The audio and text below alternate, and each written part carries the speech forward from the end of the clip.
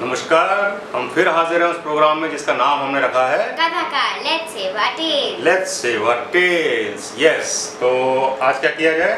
आप इतने दिनों से बोले चलो गुरु तेग बहादुर की कहानी सुनाते हैं, गुरु तेग बहादुर की कहानी सुनाते, चलो आज आप सुना। Fantastic, super, I love this, thank you so much भाई। तो जब हम गुरु गोविंद सिंह की कहानी सुना रहे थे और उनके बच्चों के शहीद होने की कहानी सुना रहे थे, तब हमने कहा था इस सीरीज को हम कंप्लीट करेंगे गुरु तेग बहादुर की कहानी के साथ। गुरु तेग बहादुर जो गुरु गोविंद सिंह जी के पिताजी थे। गुरु Govind Singh ji was a 10th Guru, Guru Tegh Bahadur was a 9th Guru of 6। तो आज उनकी कहानी सुनाते हैं। अच्छा मैं आपको पता है, जैसे दुनिया भर में जो लंगर गुरुद्वारे सिख लोग सरदार लोग लंगर लगाते हैं, तो ये जो लंगर लगाते हैं कि ऐसा कहते हैं कि किसी गुरुद्वारे से कभी कोई आदमी भूखा वापस नहीं जाता। तो ये लंगर का सिस्टम किसने शुरू किया था? Guru Tegh Bahadur. Absolutely right, quite obvious no, क्योंकि हम उनकी कहानी सुना रहे हैं। तो ये लंगर का सिस्टम गुरु तेग बहादुर ने शुरू किया था। गुरु तेग बहादुर जितने बड़े वॉरियर थे, उससे ज़्यादा वो आध्यात्मिक थे। तो और एक चीज़ और, अगर छत्रपति शिवाजी महाराज वेस्ट और साउथ इंडिया में और गुरु तेग बहादुर और गुरु गोविंद सिंह जी नॉर्थ इंडिया में अगर नहीं होते, तो सिख तो शायद साफ हो गए होते और हिंदू या तो मारे गए होते या उन्होंने औरंगजेब के हाथों इस्लाम कबूल कर लिया होता। ये फैक्ट है, this is the fact of life. अब जैसा कि मैंने कहा, गुरु तेग बहादुर 9th गुरु थे 6 के, हाँ, और he gave up his life. Kashmiri Pandit जो होते थे उनकी रक्षा करने के लिए उन्होंने अपनी जान दे दी थी, क्योंकि जो औरंगजेब था मुगल रूलर, वो क्या करता था कि वो कश्मीरी पंडितों को मार रहा था, या तो मार देता था या उनको इस्लाम में कन्वर्ट करा देता था। तो गुरु तेग बहादुर इसके खिलाफ खड़े हुए थे और उन्होंने उनकी जान बचाने के लिए ही सैक्रिफाइस्ड हिमसेल्फ। और औरंगजेब ने उनको चांदनी चौक में सारी दुनिया के बीच में पब्लिकली उनको बेहद कर दिया था, उनका गला काट दिया था। और जहाँ उनका गला काटा था चांदनी चौक में, वहाँ आज की डेट में एक गुरुद्वारा शीशगंज है। आप कहोगे भी गुरुद्वारा शीशगंज, वहाँ ज़रूर जाना चाहिए, वो एक तरह से तीर्थ स्थान है। तो जहाँ उनका गला काटा था गुरु तेग बहादुर का, वहाँ आज की डेट में शीशगंज है। और जहाँ पर उनका धड़ मतलब गर्दन से नीचे की जो बॉडी थी, जहाँ उसका क्रिमेशन हुआ था, वहाँ आज के डेट में गुरुद्वारा रकाबगंज है। कनॉट प्लेस में है गुरुद्वारा रकाबगंज, वहाँ उनका धड़ उनका क्रिमेशन हुआ था। और उनको पब्लिकली बेहेड किया था 24 नवंबर 1675 में। ठीक है, तो आज हम गुरु तेग बहादुर की कहानी सुनाते हैं। अब गुरु तेग बहादुर बहुत आध्यात्मिक थे। आध्यात्मिक मतलब ही वॉज वेरी स्पिरिचुअल। जैसे कि मैंने कहा, वो जितने बड़े लड़ाके थे उतने ही ज़्यादा वो स्पिरिचुअल थे। और 9th गुरु थे सिखों के, अव्वल दर्जे के स्पोर्ट्समैन, मतलब तलवार चलाने वाले।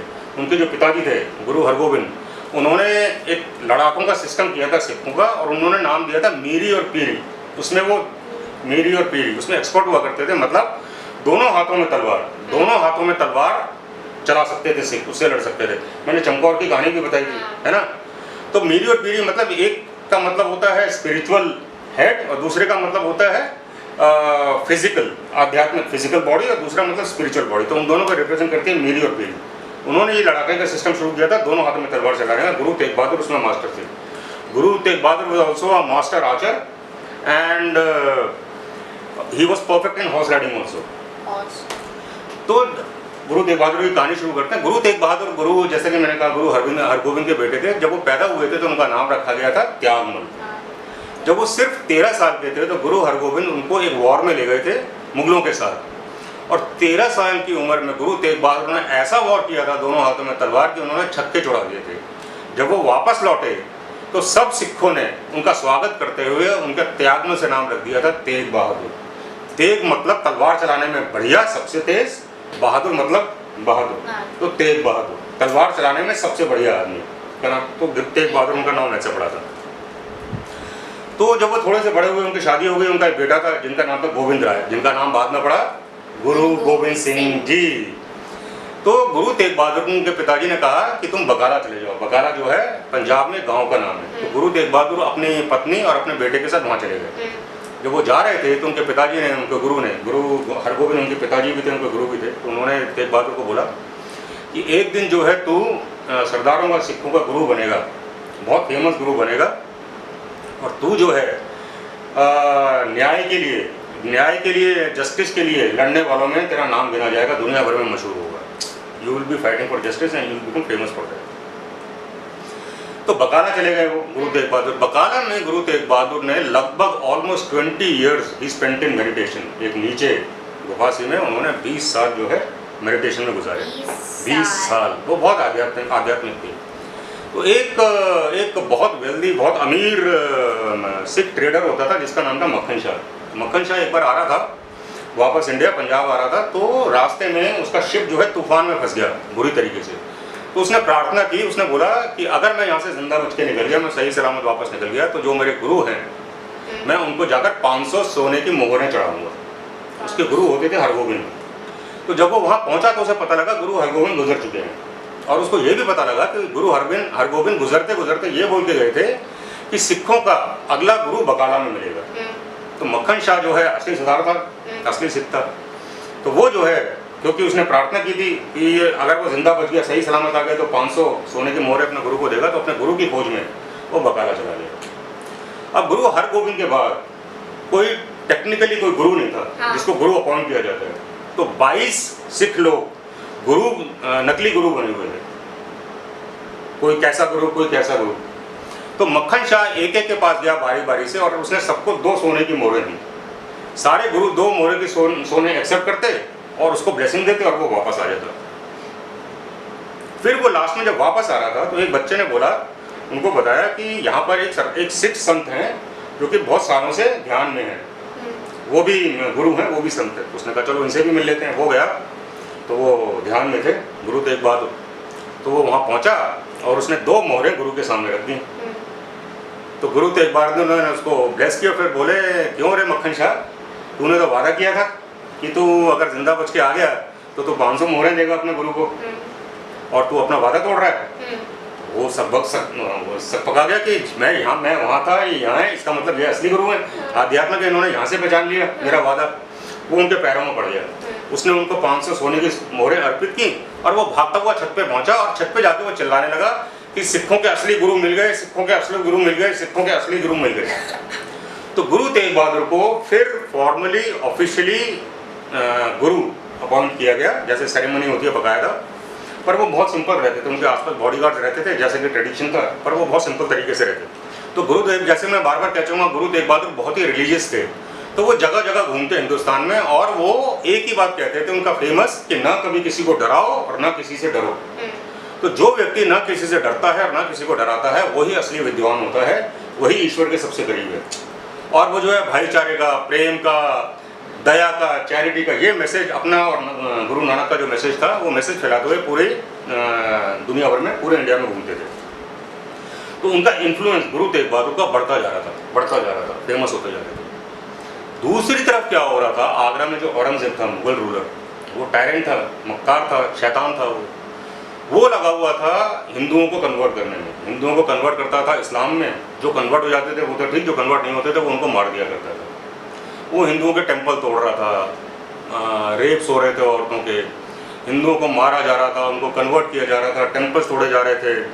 उसने जो है मुस्लिम लॉ शारिया लगा दिया था सब जगह। नॉन मुस्लिम जो थे उनके ऊपर उसने एक्स्ट्रा टैक्स लगा दिया था, जजिया।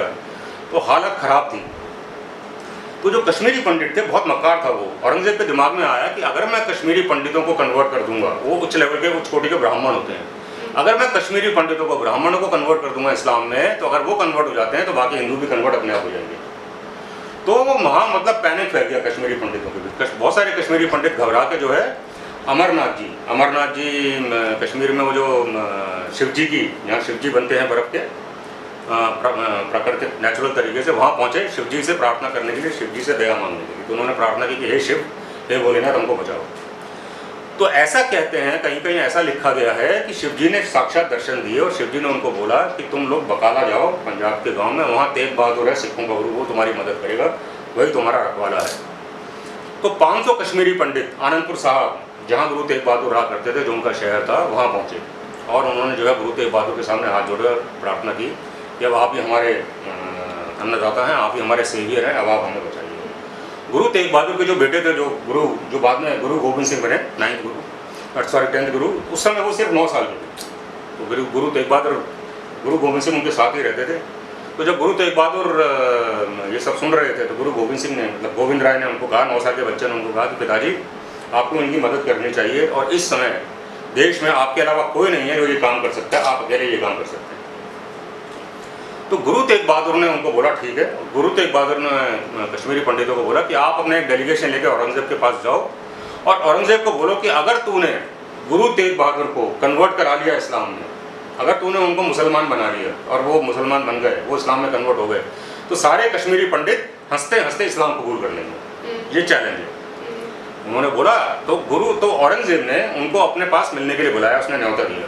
तो गुरु तेग बहादुर के जो फॉलोअर्स थे, जो डिसाइपल्स थे, जो उनके चहेते थे, वेल विशर्स, उन्होंने बोला गुरुजी ये 1 नंबर का मक्कार आदमी है, आप जाएंगे तो ये जैसे कि पहले गुरु अर्जन देव के साथ हुआ था, मुगलों ने जो उनको भी मार दिया था, तो ये आपको अरेस्ट कर लेंगे और आपको मार डालेंगे। गुरु तेग बहादुर ने बोला कोई बात नहीं, चल के देखते हैं। तो वो अपने साथ अपने 3 सिख भाइयों को ले गए, भाई मतीदास, भाई सतीदास और भाई दयालदास। वो लोग आगरा पहुंचे, आगरा के आउटस्कर्ट्स पे पहुंचे थे, तो वहाँ जो है थोड़ी देर गुरु तेग बहादुर विश्राम करने के लिए रुके, आराम करने के लिए रुके। तो वहाँ पर एक गडरिया होता था जो भेड़ बकरियाँ चलाते हैं, जिसका नाम था हसन अली। हसन अली हमेशा ये प्रार्थना किया करता था कि हिंदुओं का रखवाला किसी दिन पकड़ा जाए, अरेस्ट हो जाए और उनकी गिरफ्तारी का कारण मैं बनूं और मुझे उसके बदले में 500 रुपये मिले। तो गुरुजी तो आध्यात्मिक थे, तो उन्होंने हसन अली के मन की बात जान ली। तो उन्होंने हसन अली वही था, उन्होंने हसन अली को बुलवाया और उसको अपनी महंगी, बहुत उनकी एक सोने की हीरे की अंगूठी थी, वो उन्होंने उसको दी और उसको बोला ज़रा बाजार जाओ, हमें भूख लगी है और कुछ मिठाई वगैरह कुछ खाने का इंतजाम कर दो। तो हसन अली गया एक दुकान पे, मिठाइयों की दुकान पे, कन्फेक्शनरी के बाद उसने वो अंगूठी दी और उसने कहा मिठाई दे दे। उसने मिठाई तो दे दी, पर उसने सोचा यार ये हसन अली है गडरिया, बकरियाँ चराने वाले, इसके पास इतनी अंगूठी कैसे आई, इतनी महंगी अंगूठी। वो गया कोतवाली में, उसने कोतवाली में कंप्लेंट कर दी। कोतवाली से कोतवाल आए, जिनको पुलिस वाले बोलते हैं आज की लैंग्वेज में, वो गए हसन अली के पास, उन्होंने उसको पकड़ लिया। हसन अली ने बताया कि मुझे तो ये अंगूठी यहाँ से मिली है, एक सिख पधारे हैं, वो जो है हमारे को, उन्होंने खाने का सामान मंगाया था। तो कोतवाल लोग पहुँचे गुरु तेग बहादुर के पास, उन्होंने पूछा भैया तुम कौन हो? गुरु तेग बहादुर ने बोला कि मैं हिंदुओं का रखवाला हूँ और मेरा नाम तेग बहादुर है, गुरु तेग बहादुर मुझे बोलते हैं। उन्होंने खबर औरंगजेब तक पहुँची, इमीडिएटली गुरु तेग बहादुर को और उनके 3 साथियों को अरेस्ट कर लिया गया। उनको सरिंद ले गए। 9 दिन गुरु तेग बहादुर को ब्लाइंड फोल्ड, आंखों को पट्टी बांध के रखा गया। 4 महीने उनको अरेस्ट करके रखा गया, उनको टॉर्चर किया गया, उनको बोला गया कि आप इस्लाम में कन्वर्ट हो जाओ, उन्होंने साफ मना कर दिया। फिर उनको दिल्ली लाया गया 4 महीने के बाद, तीनों उनके साथियों को और गुरु तेग बहादुर को। वहाँ गुरु तेग बहादुर को बोला कि आप हमें, क्योंकि गुरु तेग बहादुर बहुत फेमस थे, आध्यात्मिक थे, रिलीजियस थे, औरंगजेब ने उनको बोला कि आप मुझे कोई चमत्कार, कोई मिरेकल करके बताओ। तो गुरु तेग बहादुर ने बोलता ऐसे काम लोगों के सामने तांत्रिक किया करते हैं, मैं कोई तांत्रिक वांत्रिक नहीं, मैं कोई चमत्कार करके नहीं दिखाऊंगा, साफ मना कर दिया। फिर औरंगजेब ने कहा अच्छा ठीक है, तुम जो है इस्लाम कबूल कर लो, मुसलमान हो जाओ। गुरु तेग बहादुर ने साफ मना कर दिया। उन्होंने तो वैसे भी कहा था कि खुलेआम चैलेंज, अगर वो मुझे कन्वर्ट कर लेगा तो कश्मीरी पंडित हंसते हंसते इस्लाम कबूल कर लेंगे। तो उसने बहुत टॉर्चर किया, बहुत कोशिश की, उन्होंने साफ मना कर दिया। फिर गुरु तेग बहादुर को एक लोहे के पिंजरे में, जैसे जानवर को डालते हैं ना शेर को, एक लोहे के पिंजरे में डाला हुआ था। गुरु तेग बहादुर के सामने जो भाई मतीदास थे, उनको जिंदा एक आरे से कटवाया गया, उनके सामने, गुरु तेग बहादुर के सामने। भाई दयालदास को बड़े से कढ़ाई में गर्म पानी, गर्म तेल था उबलता हुआ, उसमें उबाला गया। He died, he didn't say a word। उन तीनों ने भी इस्लाम कबूल करने से मना कर दिया था। बचे भाई सतीदास को जिंदा जलाया गया गुरु तेग बहादुर के सामने, लोगों के सामने। देखो कुछ पिक्चर है ना आपके पास, हम दिखाते हैं कुछ पिक्चर। तो जैसे ये है भाई मतीदास, जिनको जिंदा आरे से काटा गया गुरु तेग बहादुर के सामने। भाई दयाला, जिनको कढ़ाई में गर्म तेल में, गर्म पानी में उबाला गया। आगे चलो। भाई सतीदास, जिनको जिंदा जलाया गया। और ये देखिए गुरु तेग बहादुर लोहे के पिंजरे में थे, जो ये सब देख रहे थे उनके सामने, उनको टॉर्चर करने के लिए। और जब उसके बावजूद, अपने साथियों को टॉर्चर होने के बावजूद, उनको उनके सामने जिंदा सफ़र करते हुए देखा उन्होंने, उसके बावजूद जब गुरु तेग बहादुर ने इस्लाम कबूल करने से साफ मना कर दिया, तो गुरु तेग बहादुर को वहाँ पर जिंदा, देखिए लाल किले के सामने, उनका जो है सर काट दिया गया। तो जब उनका सर काट दिया गया तो औरंगजेब ने ये ऑर्डर दिया कि गुरु तेग बहादुर का सर कोई वहाँ से लेके नहीं जाएगा, उनका वहीं रहेगा लोगों के बीच में बहुत दिनों तक। पर गुरु के बहुत सारे फॉलोअर्स थे। एक थे भाई जैता सिंह। भाई जैता सिंह ने उनका सर लिया और वो वहाँ से भाग निकले आनंदपुर साहब, जहाँ गुरु गोविंद सिंह थे, उनके पास ले जाने के लिए। तो वो रास्ते में गांव में पहुंचे जिसको आज सोनीपत बोलते हैं। तो वहाँ पर वो आराम कर रहे थे, तो वहाँ एक हिंदू जाट थे कुशल सिंह दहिया। और हुआ क्या था, जब वो सर लेके निकले थे, पीछे पीछे मुगल सिपाही जो थे, जब उन्होंने देखा कि सर गायब हो गया, वो पीछे भागे थे, वो सोनीपत पहुँचने वाले थे।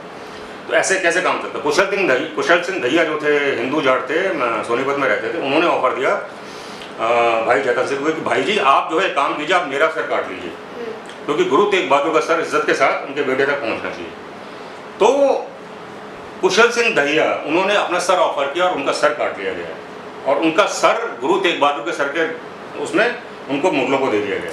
तो मुगल वो सर लेकर चलेगा ये समझ के कि वो गुरु तेग बहादुर है। गुरु तेग बहादुर का सर भाई जैता सिंह लेकर गुरु गोविंद सिंह के पास पहुँचे आनंदपुर साहिब, जहाँ उनका संस्कार हुआ। दूसरी तरफ एक लाखी सिंह वंजारा करके एक और भाई थे, सिख थे जो फॉलोअर थे उनके, उन्होंने वहाँ से रात को उनका धड़ मतलब गर्दन तो थी नहीं, तो जो नीचे का पोर्शन होता है, बाकी जो बॉडी होती है, गुरु तेग बहादुर को बाकी का धड़ लेके वो दिल्ली आए।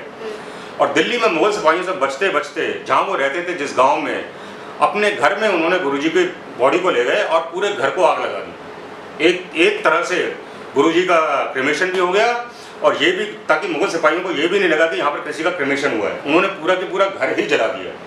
और उस गाँव का नाम था रकाबगंज, जहाँ पर आज की डेट में गुरुद्वारा रकाबगंज साहिब है। और जहाँ पर गुरुजी का सर काटा गया था, औरंगजेब ने सरेआम सर कटवाया था, वहाँ पर जैसे मैंने कहा था, वहाँ पर गुरुद्वारा शीशगंज है। और जहाँ उनका धड़, जहाँ उनका क्रिमेशन हुआ था, वो गुरुद्वारा रकाबगंज है। और जहाँ पर भाई जैता सिंह उनका सर ले गए थे, तो जहाँ पर उनका सर, जहाँ गुरु गोविंद सिंह ने उनके सर का दाह संस्कार किया था, वहाँ पर गुरुद्वारा शीशगंज साहिब है। ये तीन जो है बहुत एक तरह से हमें, मेरे हिसाब से तीर्थ स्थान है एक तरह से। तो गुरु तेग बहादुर ने अपने जो है, पहली बार हुआ था कि किसी लीडर ने या किसी इंसान ने दूसरे धर्म के लिए अपनी जान दी हो, अपने सेक्रीफाइस की हो, दूसरे धर्म के लोगों को बचाने के लिए।